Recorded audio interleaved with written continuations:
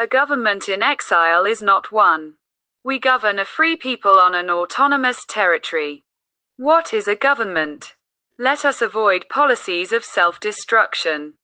To dispel the confusion that some people have sown among the Hutu and Tutsi refugees who lived in Rwanda before 1994, we consider it useful to present this brief text about the concept of government. It is in fact a presentation of Michel Senelart's article. Indeed, according to Michel Senelart, the concept of government, nowadays, is understood in a triple sense. First, it designates the form of organization of a state, its constitutional regime. It is in this sense derived from the Greek notion of politia. That Montesquieu distinguished three types of government: republican, monarchical, despotic, or that we speak today of democratic government. Secondly, government refers to the organ of political power within the state. In the broadest sense, government synonymous with public authority, or the narrowest, government as a special function of the executive.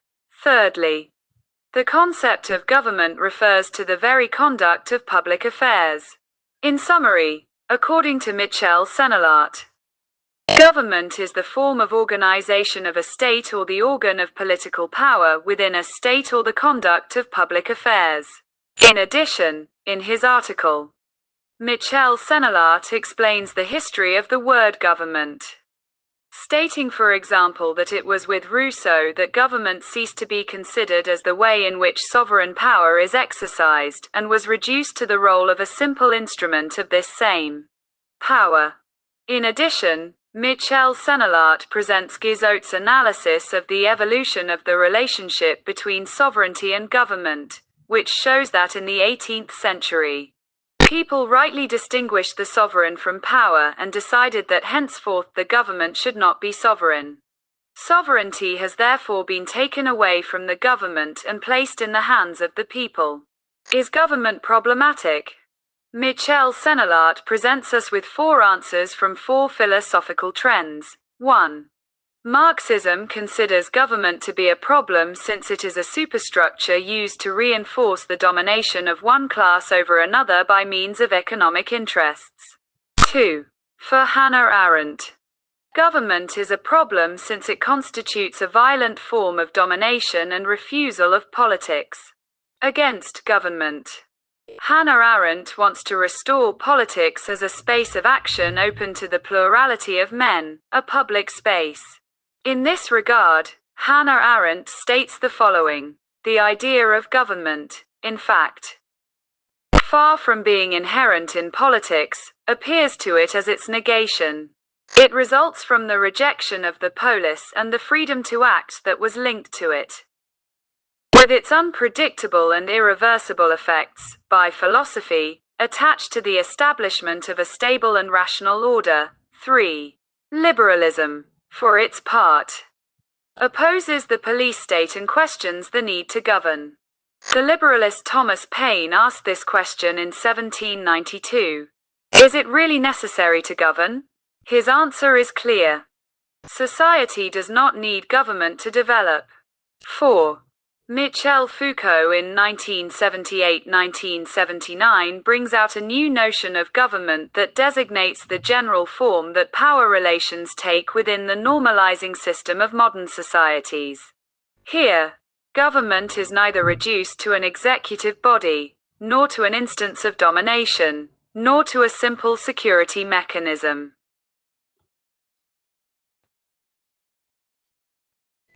Brief history of the genesis of the word government. Michel Senelart evokes the Christian origin of the word government by presenting the ideas of Gregory the Great, born around 540 in Rome and died in the same city on March 12, 604. In fact, Gregory speaks of the ethical conditions of good government by calling the regimen animarum, the art of arts, the science of sciences, and the medicine of souls. Since it is a question of leading the human being who is the most diverse and complex of beings. For Isidore of Seville, born between 560 and 570 in Cartagena and died on April 4, 636. Temporal government is part of the continuity of the pastoral regimen, and borrows some of its features while remaining subordinate to it. In this sense, here is how Senelart explains it. The prince, certainly, is no longer the simple defender of the church. He is now the head of a political body whose preservation he must ensure. Dispensator salutis. Administrator of a salvation that does not consist in the redemption of souls, salus animorum, but in the public good, salus publica, salus rei publicae. It is in this sense that he is designated as the minister of the public interest, minister publicae utilitatis. Far from this role, however, giving him absolute power. As the statist theorists of the 17th century claimed, it strictly subjects him to respect for divine law.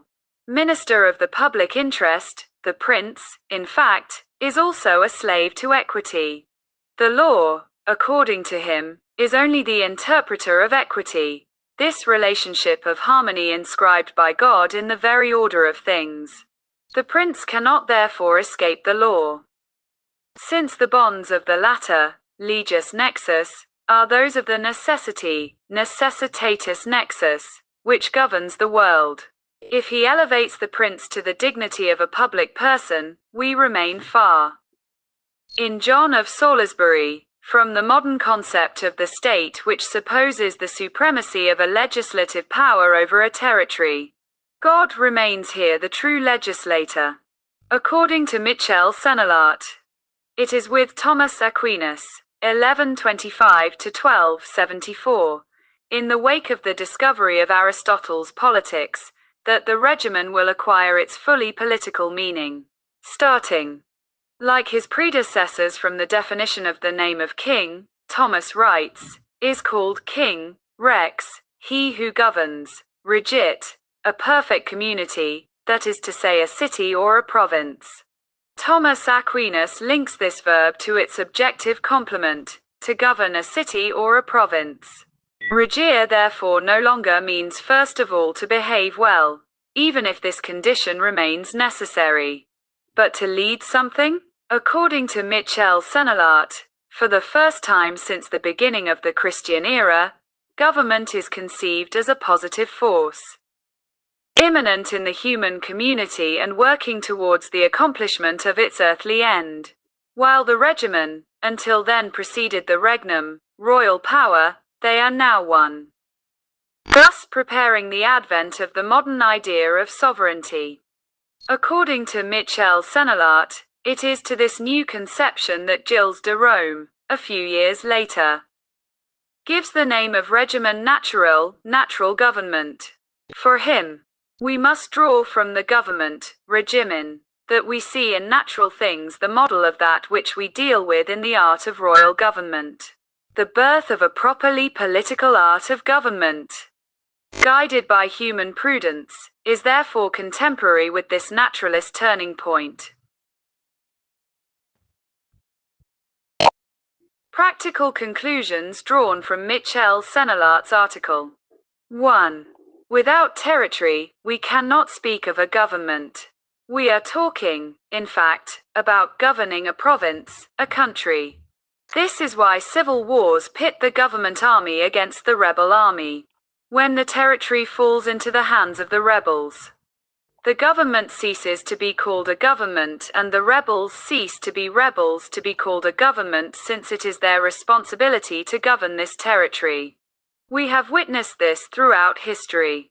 The most recent event took place in Syria, the fall of the Assad regime on December 8, 2024, after several days of withdrawal of loyalist forces in the face of major offensives by the Syrian opposition.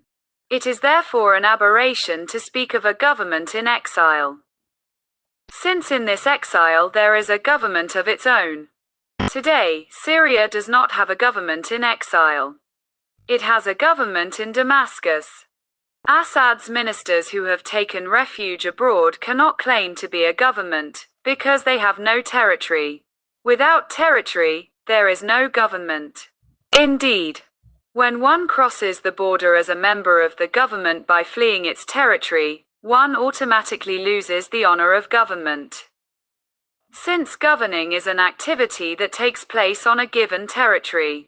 Consequently, it is a serious abuse when a group of people arrogates to themselves the right to bear the name of president, of ministers of a government without territory.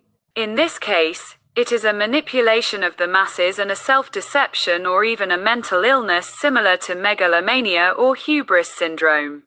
These pseudo-politicians claim to hold a power that they do not really have. The feelings that they express or feel in relation to power can be compared to the feelings of an erotomaniac when he speaks of his alleged girlfriend while projecting his own feelings onto her. A government without territory plays the game of crooks and impostors. In Italy, we would speak of a mafia. 2. Without a community, we cannot speak of a government either. In democracy, it is the people who exercise their power through their elected officials or representatives, since the power belongs to them. It is therefore not enough to have a territory to be called a government. You must have a human community that recognizes you as president or minister. All those who proclaim themselves president or minister without the support of the people are thieves. They violate the sovereignty of the people. They steal their power. If the people can, they rise up against these invaders and bandits to chase them away. But when the people cannot do anything, they endure in spite of themselves while waiting for a messiah or a liberator. This is what is currently happening in the country of 1,000 hills. The RPF in Catania is in power against the will of the people. When it organizes elections, it does not do so in accordance with the principles of freedom or democracy. The people are forced without wanting to vote for the candidate of the RPF in Catania who has remained the same for more than 20 years, which proves that even within this bloody front, there is no freedom. The elections that have been held in Rwanda since 2003 are a parody of elections. The government of Rwanda is therefore a government without popular legitimacy. It is a power that has replaced or even massacred the sovereignty of the people. The people are nothing. It is the RPF in Catania who are politically the people and the government. It is a totalitarian government if there is a government. 3. Dear compatriots who lived in our country before 1994. It is time to dismiss all these pseudo-governments that claim to represent us without our consent. Dear young people who did not experience the 1990 to 1994 war, do not be fooled. There is no government without territory to govern. In exile, there are refugees. There is no president or minister. Moreover, the government that massacres its population ipso facto loses its legitimacy. Open your eyes and see the bloodthirsty wolves surrounding the flock. Let us unite to change the political situation in our country. We want a democratically elected Republican government to govern with respect for freedom and justice. We categorically reject the bloodthirsty government of the RPF in Catania. We reject the Grecs, based on fraud.